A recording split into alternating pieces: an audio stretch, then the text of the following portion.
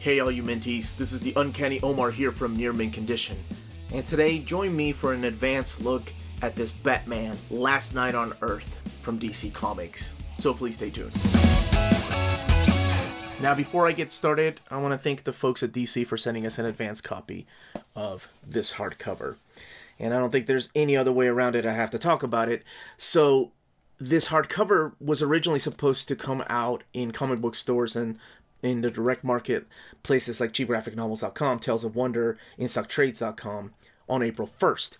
However, with the announcement from Diamond saying that they're not going to ship any books until further notice because of the coronavirus, we don't know when that will be, when it will ship out. And I believe, I'm not 100% sure, that this might still ship out through places like Amazon and Barnes & Noble. So I did contemplate for a long time whether I should or should not do this video. But a lot of you all commented and left a lot of messages and on the live chats about just keep doing this because it gives you something to look forward to. So I sure as hell am going to keep doing this if that's what you all want me to do. So when all this madness is over, you can look forward to these books coming out and being in your hand. So we're going to be looking at Scott Snyder and Greg Capullo's Batman Last Night on Earth. It is a DC Black Label book. Now, I'm used to the dimensions of something like this, Superman Year One, or Batman Damned, or that Harleen for these DC Black Label books. And this is the size comparison here. So this is a standard hardcover size, and I'll talk a little bit about that. But I could have sworn, and I did not get the original comics, that they came out in this magazine size format. So here you have it compared to the size of a deluxe hardcover edition. This being Justice League, also by Scott Snyder. So as you saw, it was a little smaller than an oversized hardcover, but it is the same size as your standard size hardcovers, such as Heroes in Crisis. So the page sizes will be that of the page sizes in a traditional trade paperback. So this is supposed to be the Barnes & Noble exclusive cover. I'm not sure what the differences are going to be with the direct market covers, but I think this is labeled as the Barnes & Noble exclusive, and it comes with a print of Batman versus Omega, this character here that appears within these pages. By the way, when I first saw promotional artwork of this, I thought it was Batman hanging out with a lantern from the Green Lantern books. But as soon as you remove the dust jacket, you can obviously tell it's not a lantern, but a decapitated head of the Joker. Now let's look inside. You have black bookend pages. By the way, the book retails for $29.99 and has 184 pages. So it looks like we have Greg Capullo joined by Jonathan Glapion, and the color is this FCO Plansekia. I hope I'm saying that name right. Looks like it's the same team that kind of ended the Batman Scott Snyder run. So this is a tell of the last Batman story. And it is written by the same team that did the New 52 storyline. And I want to say the idea originated from Grant Morrison. I think he gave Scott Snyder the idea that every Batman story has a beginning and it also has an ending. So we already had a beginning with Batman Zero Year when Scott Snyder did that in New 52. So he wanted to write this. And he had this idea for a long time, but this came out in a miniseries. Again, it is part of the Black Label universe, so it's considered an Elseworld tale, or non-canon, if you will. So it kicks off with this mystery of Bruce Wayne trying to solve a murder. It is kind of graphic because he finds the body of a deceased boy. And all of this ties in together. I swear, it starts off a little confusing, but I kind of dig that about this book. So it was originally published in 3 issues, 3 of those oversized issues, I think, unless somebody can correct me if I'm wrong in the comments. And it starts off with Bruce Wayne in Arkham Asylum, and he's considered to be a patient, that he's crazy, that Batman wasn't ever real, right? And all these nurses there, they're like, obviously that's Harley Quinn, and you have Bane, you've got Edward Nygma, and you've got Oswald Cobblepot. Pretty interesting concept. So he is going crazy. He's like, no, I'm Batman. I've always been Batman. Somebody's messing with me. Right? So that's where it starts off. And then, I'm not going to reveal how that particular storyline ends up, but it leads into a future. So we bounce back and forth between present day and future, possible future.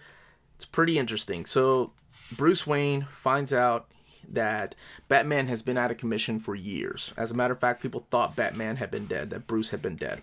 And there's a new supervillain that's carrying around Darkseid's head, and he calls himself Omega. And Batman is now carrying the Joker, his head. And his head is animated, so it talks to him. And with the help of the Amazons and the Court of Owls, with some awesome little Easter eggs and cameos, he is bound and determined to take down Omega. And see what I mean by little Easter eggs and cameos? You have the Haunted Tank, Unknown Soldier. But anyway, he is bound and determined to take down Omega and reclaim the world. Because in this world, superheroes have been killed off. There are plenty of plot twists and one of them is how they ended up dying. Who killed off all these superheroes, with the exception of a few Amazons still left. And with the help of old friends and new friends, he's bound and determined to take down Omega. And we don't know Omega's identity, and that is also a twist. I swear this book is just full of twists, and it's a little hard to comprehend at first, but when it's all revealed, it completely makes sense.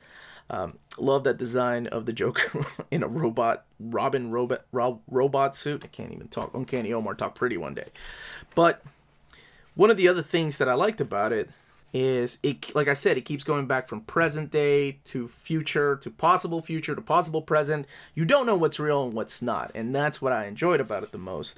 And we go back to Joe Chill, the guy that killed his parents. So there's all these kind of ties with him and Batman and what kind of leads into this possible future. Now let's look at the extras.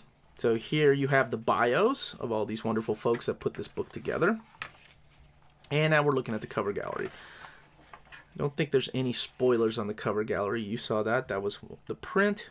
That's Batman versus Omega. And then you've seen the Joker, so you knew that was going to happen. So this is the alternate cover, the third printing. And maybe that's what they'll use. And maybe that's why I thought it was Green Lantern, like a lantern that he had. And you have some black and white artwork, some character sketches, the page progression as early layouts, and then what becomes the finished product. And then the lettering for the script. There is also an afterword here by Scott Snyder, and I think this is where he talks about where the idea originally came from. That it was, like I said, Grant Morrison, like at a San Diego Comic-Con said, every Batman story has a beginning and an ending, and that's where this idea originated from. Now, let's look at the binding really quick. So it is glued binding, and if you can tell, there's that inner spine doesn't really have a flex to it, meaning that pages towards the front have a hard time staying down, and also that you're going to get a little bit of gutter loss. It's not very much, it's minimal, but I did want to point that out. Now, and I know one of the questions I'm going to be bombarded with is this going to be part of Omnibus Volume 2 of Scott Snyder and Greg Capullo's Batman run? I really want to say no because this is part of the Black Label line and it's not considered canon, but I mean, they may surprise us. Maybe that's why it was delayed maybe until 2021. But I really don't know until we see those solicits. When this book does finally come out and ship through Diamond for the direct market, you can purchase it from our sponsor, cheapgraphicnovels.com. In the meantime, go and check them out. Tell them Near Mint Condition sent you their way. Take time to look at your wish list, books that you've been wanting. They have a huge stock of omnis, trade paperbacks, oversized hardcovers, absolute editions at huge discounts, up to 50% off, and sometimes more in their clearance sales. But now it's a good time to go and check them out, and that is cheapgraphicnovels.com. And that was the contents of the book, the page count, and the build of the book.